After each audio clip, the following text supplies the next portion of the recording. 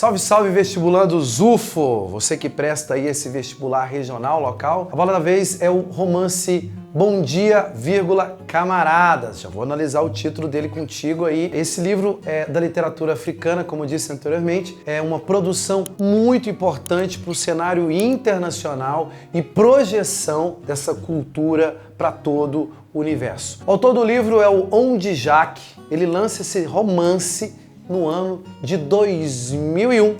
É isso mesmo. Portanto, você está diante de uma produção do pós-modernismo. Esse livro, especificamente falando, ele é uma produção do gênero narrativo. Quando eu digo produção do gênero narrativo, é importante você lembrar que é um romance. Romance é uma produção narrativa. Especificamente, esse romance, ele é um romance memorialístico. Alguns também chamam esse livro como romance de formação, porque o que tem de mais importante nesse livro é justamente o processo de formação, as etapas evolutivas do personagem central, que é o narrador do livro.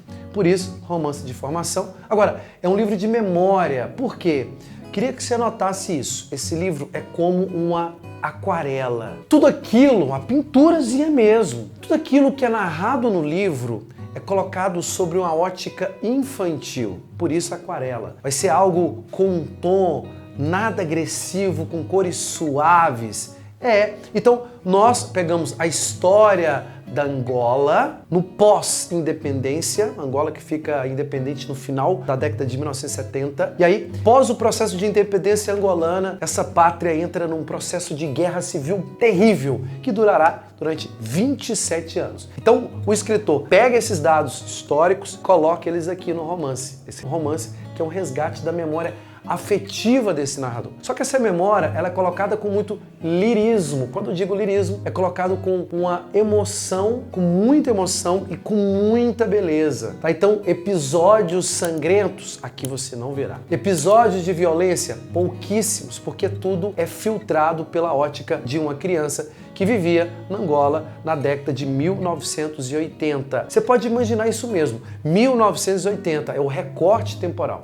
E esse recorte temporal, essa passagem histórica aí da Guerra Civil Angolana, muito bem representado aí sobre essa ótica um tanto quanto eufêmica. Repito, não tem sangue, não tem guerra ali escancarada do ponto de vista literal. Sim, nós temos um olhar desse narrador sobre esses fatos históricos, esse narrador que está um tanto quanto distanciado. Eu, adulto, tento ver aquilo que eu vivi na década de 80 de maneira muito positiva e bem-humorada.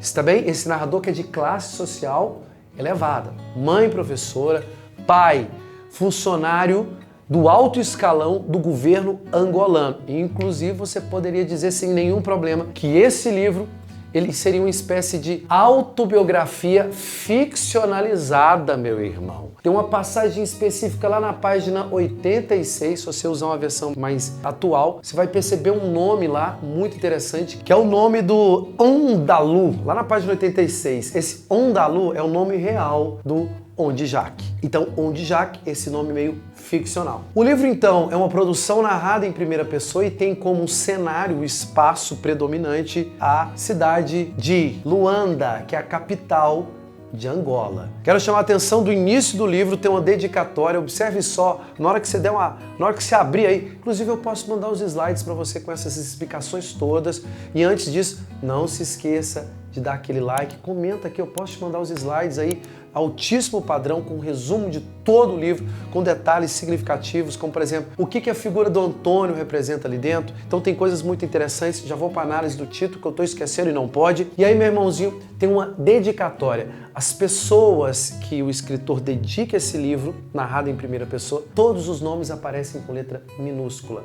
Isto é, o escritor ele está querendo chamar a atenção da seguinte maneira. Esses personagens que estão ali, embora alguns deles existiram no campo real, quando eu coloco os nomes em letra minúscula, eu estou deslocando do campo real e levando para o campo ficcional. Então os amigos que são citados ali são todos também ficcionalizados, assim como o próprio escritor dentro da narrativa também é ficcionalizado. Por que o livro se chama Bom Dia, Camaradas? Duas possibilidades de caminho de interpretação desse título. Primeira delas, é como se o escritor estivesse fazendo uma saudação a você, a mim, a nós leitores. Então, quem seria o camarada dele? Nós, que poderemos ali compartilhar de uma experiência, uma memória afetiva de Luanda da década de 1980. Então, camarada, leitor. Numa outra interpretação do título, você poderia analisar da seguinte maneira o título desse livro. Camaradas, bom dia camaradas. Esses camaradas têm uma relação direta com o movimento político lá de Angola, que é o MPLA, que vai lutar muito para que Portugal deixasse de ser uma metrópole que coloniza Angola. Então, moçada, camarada tem um sentido político. É como se fosse, bom dia, companheiros. Então dá um ar de igualdade, de cumplicidade e, sobretudo, de, olha, arregaça as mangas aí, embora para cima da luta social para que a gente expulse esses europeus que querem ficar aqui comandando a gente aí do ponto de vista político, econômico, social, cultural, certo? Esse livro, ele narra vários episódios da escola, momentos líricos afetivos com o pai, com a mãe, com o funcionário da casa.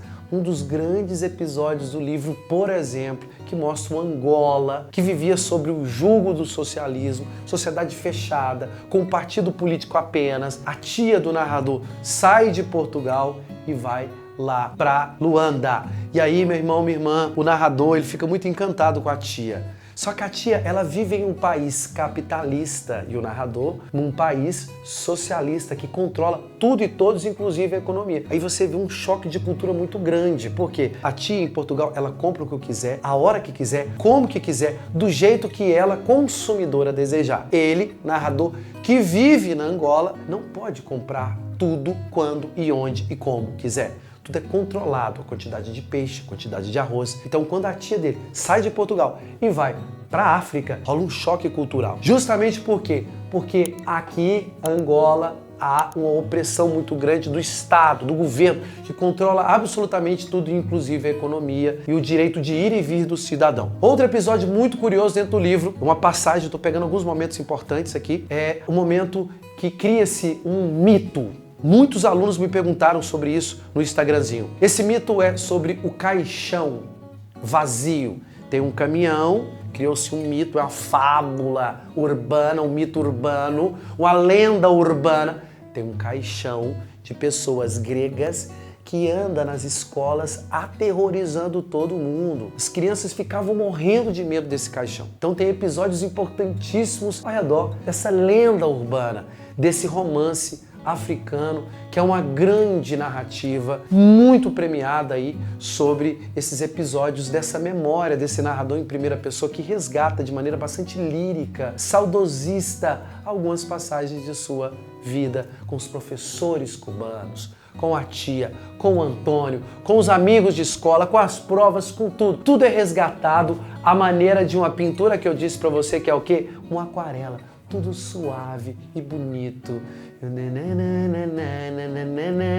Lembra? Então, meu irmão, seguinte, se você gostou dessas informações colocadas aqui, olha, primeiro eu posso te mandar os slides do livro sem problema nenhum, comenta aqui embaixo. Se você quer informações mais organizadas e mais detalhadas e com mais calma, existe um curso de análise e resumo de todas as produções que a Universidade Federal cobra de você. São muitas obras, você precisa de ter um conhecimento muito bacana sobre elas para ter um desempenho interessante. Coisa que o candidato que sabe, que está prestes a ser aprovado, ele sabe muito bem que a literatura é aquele detalhe, aquele tchan que vai botar você dentro da UFO. Seja UFO e até o próximo encontro aí. Não esqueça de dar aquele like e seguir a gente. Bora pra cima do Vestibular UFO.